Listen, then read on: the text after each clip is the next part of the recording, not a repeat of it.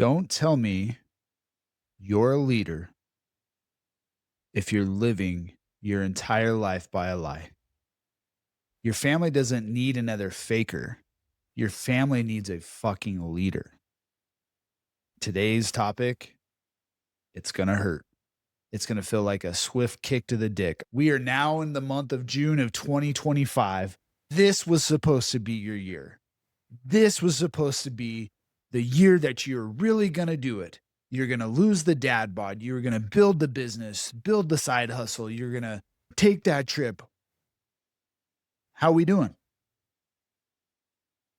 You've had over 160 some days for you to reach your goals, for you to do the thing that you said you're going to do. How we doing? That hurts, doesn't it?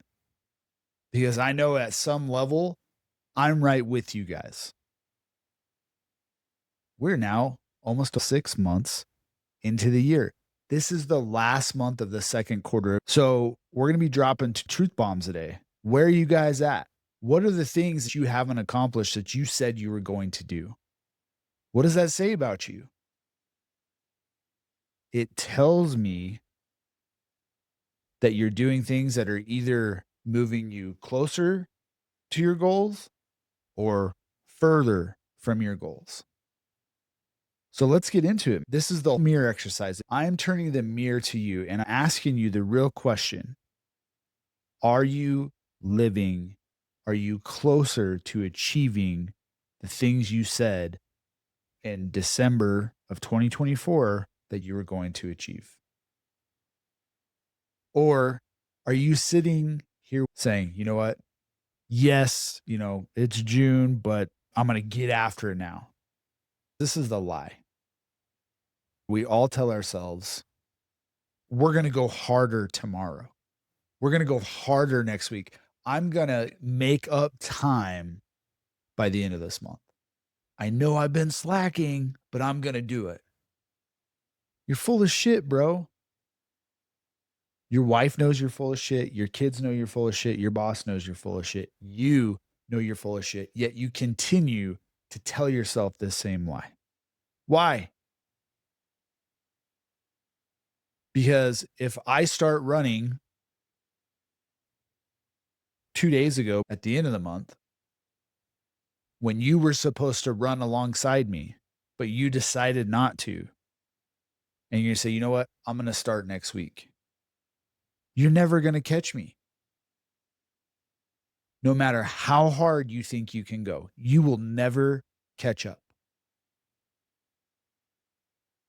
That's why I get flack online about guys saying, oh, yeah, you work on the weekends. I don't work on the weekends. I am pursuing my goals, my dreams, using my time, talents, and treasures to get my family to a place that I want to get to.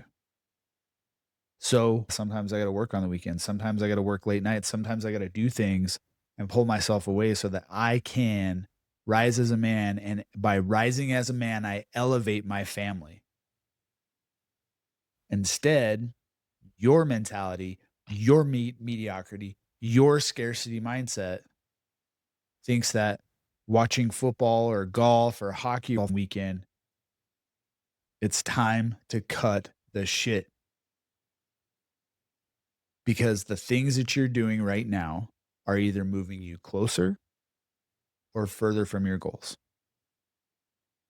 And I know for me, someone that is committed to being the best version of myself, helping other men do the same thing, I'm sitting here today going, yeah, I got work to do.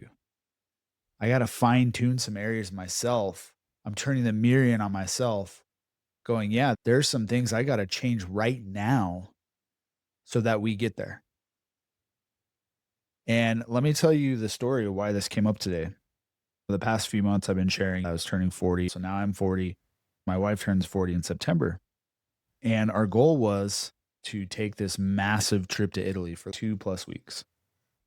And today we had to have the discussion of, hey, I just don't think it's going to happen. I don't think the timing's right with our business. with our family. Finances might not be right because it's super expensive right now. We've been watching it. And the hard part, as someone who considers himself the leader of his family, is going, yeah, it may not be. And for the past few days, I've been in my head mentally. Guys, when I tell you that the mental battle is real, it's fucking real. I know it's real because you men are going through it too, just like I am. For whatever reason, the past few days for me have been a battle. Inside my community, we have this whole thing called Warpath. And it's a constant daily practice of myself and the things I teach and coach on to do it myself. That's the whole point of being a coach is I've done these things myself. So I've been in my head. And last night, finally, like the day's winding down, I go into my man cave, which I call the bat cave. And I'm sitting there. I was like, I'm going to put on something. I don't know what I'm going to put on. My boys are like, hey, we're going to go play Xbox with our friends. So I was like, okay. And then I realized I didn't do my workout yet. So I got up, asked my wife if she wanted to go for a walk, and then we did a 45-minute ruck. Despite me wanting to sit my ass on the couch, despite me telling myself the lie of, you worked hard today. You golfed all day yesterday. You did yard work all day. You tore apart your son's room and built all these pieces of furniture. You're tired. You're sore, blah, blah, blah. I got my ass up, went upstairs, told my wife I was going to go do a ruck, threw on my 40-pound weight vest, asked her if she wanted to join. I was going to go regardless. I could have gone to bed. But instead, I chose to do the thing, the habit that is going to move me closer to my goal. If your habits don't match the path that you're trying to go, or your habits don't match the method or the message, then you have work to do, brother. And the people that are closest to you can see this. They can see you leading, or they can see right through your bullshit. As I'm wrapping this up today, I'm in the same place. Mentally this morning, I meditated, I did my journaling, I did my prayer, got the kids ready, took them to golf lessons, all the stuff. And I was sitting at golf lessons, just like with inside myself, just going, what the fuck am I doing? And I had all these things like, I got this, I got that. And I was just like, I told my wife, this is a struggle today. So I went back to meditation. I went back to journaling. I went back to, hey, these feelings that I'm having, this emotional roller coaster that I'm having inside my head doesn't really matter. And I have to do this one tactical thing that I want to give to you guys today is this. And it's so fucking simple. Once I remembered that I need to go to this tactic, I was like, okay, does sitting here being emotional in my head and pissed off at this thing and worried about this thing and frustrated with that thing, if I sit here and I don't do anything about it, does that get me closer or further from my goals? If I decide to quit, does that get me closer or further to my goals? And you guys should know the answer because it's really obvious. But you have to be able to bring these things up and reflect when you're going through the shit. The only guaranteed way to fail is to quit. I'm not a quitter. I'm going to keep doing these things. I'm going to push through this. It was through this process of going, what's closer, what's further, it helped bring clarity. And we teach this in my program. Chaos brings clarity. Conflict brings clarity. And from clarity, you can jump the gap to resolution. What do I need to do now that I have clarity on this issue to move forward? That's what separates you from average. If you can go through that process as a man, I'm about to go through right now. I have a massive headache and I still got to go get my workout in. So I'm going to go ruck immediately after this. It doesn't matter how I feel. It doesn't matter what's going on inside here. Guys, just going to do a walk and talk, walking around the block for 30 to 45 minutes with a pack, without a pack, with headphones, without headphones, with your spouse, without your spouse. A walk and talk does wonders for mental fortitude. You need to stop being a part time wannabe fucking leader in your own life. You have another 180 days to start doing some shit. You have another 180 days to step up and do the things that you said you set out were going to do in December, in January. That's why I say the time to rise is now, not next week, next month, next year. You said 6 months ago you were going to do it. Why haven't you done it?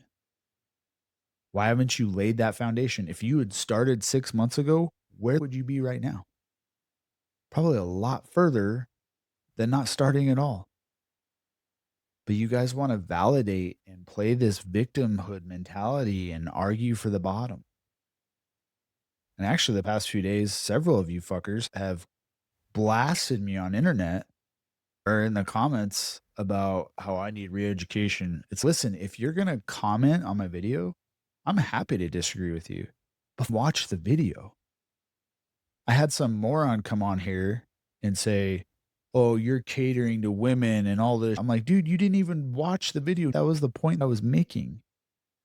And that's how I know you will stay stuck if you choose not to rise, if you choose not to be the leader, if you choose to keep doing what you said you were going to do, but have done nothing 6 months ago.